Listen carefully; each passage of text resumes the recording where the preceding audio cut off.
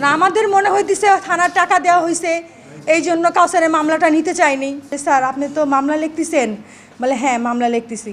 তা আপনি আমার কাছে কিছু নাম জিজ্ঞাসা করেন, আমাকে নাম জিজ্ঞাসা করেন, আমি তো নাম জানি, কাউসার তো আমাকে বলছে নামগুলা। বলেন না না কোনো নাম বলা লাগবে না, আমরা যাকে ধরবো তখন মামলা দেবো। 17 তারিখে কাউসার ওরা অনেক নিয়ে মারছে, রাত্রে ঘরে 11:30 দিকে ফোন দিয়ে ডাইকে নিছে সাইফুল নামের এক ছেলে।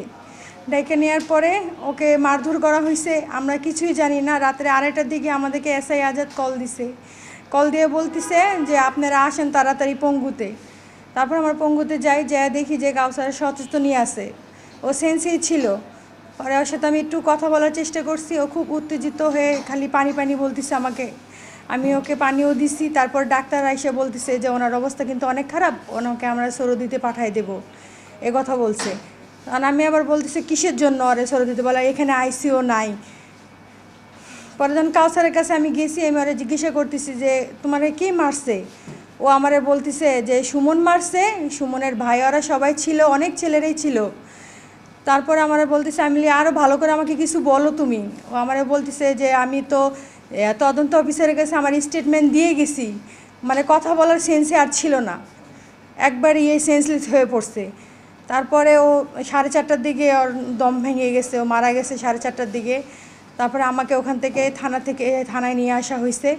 থানায় নিয়ে আসার পরে ওনারা মামলা লিখছে, অজ্ঞাত মামলা লিখছে, যে আমাকে কাগজপত্র কিছুই পড়তে দেয়নি, মামলাটা নিতেই চায়নি ওনারা, বুঝছেন। অজ্ঞাত মামলা লিখে ওনারা নিজেদের মতো লিখতেছে। আমি আবার জিজ্ঞাসা করলাম যে স্যার আপনি তো মামলা লিখতেছেন, বলে হ্যাঁ মামলা লিখতেছি। তা আপনি আমার কাছে কিছু নাম জিজ্ঞাসা করেন, আমাকে নাম জিজ্ঞাসা করেন, আমি তো নাম জানি, কাউসার তো আমাকে বলছে নামগুলা। বলেন না না কোনো নাম বলা লাগবে না, আমরা যাকে ধরবো তখন মামলা দেব, এ কথা বলছে। পরে যখন ওরা সবাই বের হয়ে গেছে, তখন উনি আমাকে বলতেছে যে আপনি অসহায় মানুষ, আপনি মামলা করে কি করবেন, মামলা করার দরকার নাই, আপনি বাসায় চলে যান, এটা আমরা দেখব, এ কথা আমাকে বলছে।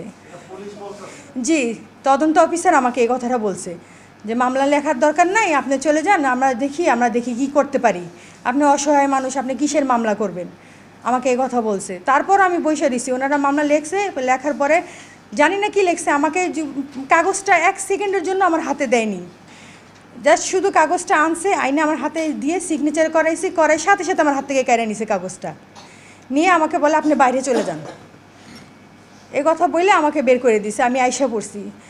এখন আমি সরকারের কাছে অনেক মিনতি করে বলছি, আমার স্বামীর হত্যার বিচার চাই, আমার 2টা মেয়ে আছে, আমি 7 মাসের অন্তঃসত্ত্বা, আপনারা আমার দিকে একটু তাকান, আমার আগে পিছে কেউ নাই, আমার 2টা মেয়ে, আমার বড় মেয়েটা 2nd ইয়ারে বোর্ড পরীক্ষা দিচ্ছে, এটা আমার ছোট মেয়ে। সরকারের কাছে আমার একটাই আবেদন, উনি যেন আমাদের দিকে একটু তাকায়।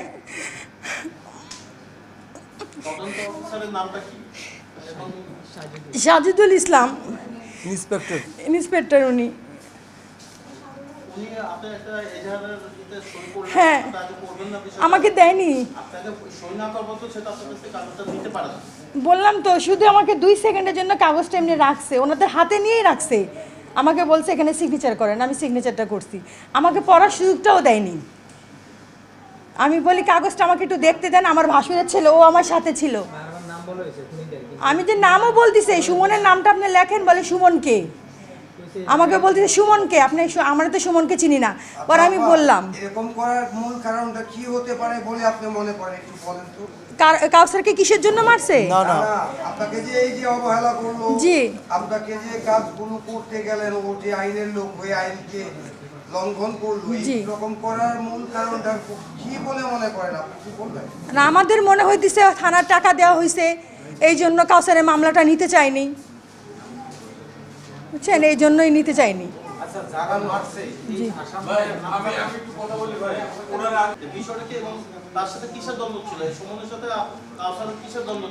সুমন অস্ত্রের ব্যবসা করে, অস্ত্রের ব্যবসা করে, জি হ্যাঁ, ও অস্ত্রের ব্যবসা করে ভাই, বুঝছেন, ও অস্ত্রের ব্যবসা করে, এটা ওই দামালকোটে থাইকা উনি যত অবৈধ ব্যবসা ওই সুমন করে, সুমন আর সুমনের ভাই রাজু, ওরা অবৈধ ব্যবসা করে।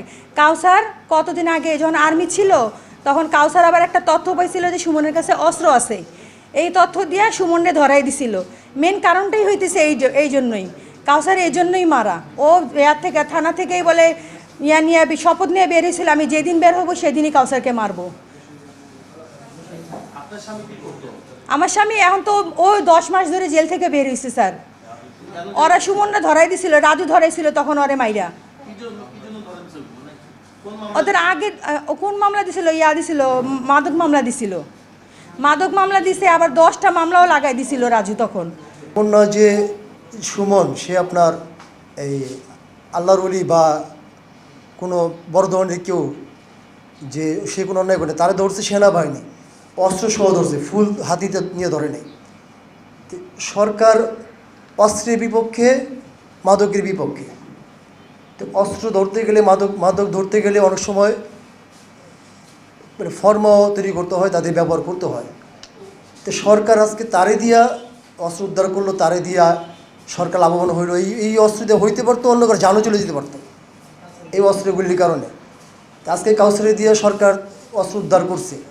এখন বাংলাদেশ সেনাবাহিনী, বাংলাদেশ সরকার অস্ত্র পাইল, অথচ আজকে কাউসার নিহত হইল।